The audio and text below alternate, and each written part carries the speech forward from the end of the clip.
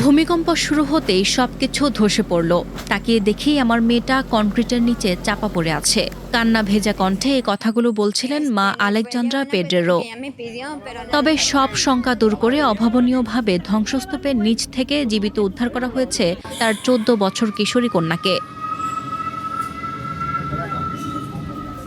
ভেনেজুয়েলার রাজধানী কারাকাসের সান বার্নার্ডিনো এলাকায় ধসে পড়া ভবনের নিচে দীর্ঘ কয়েক ঘন্টা আটকে ছিল ওই কিশোরী। জরুরি উদ্ধারকারী দল নিখুঁত অভিযানের মাধ্যমে তাকে জীবিত উদ্ধার করে দ্রুত হাসপাতালে পাঠায়।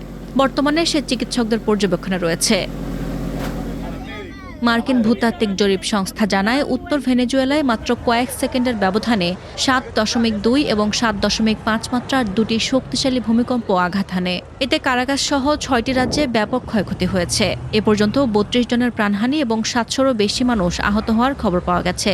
তবে এর সংখ্যা আরও বাড়তে পারে বলে আশঙ্কা করা হচ্ছে।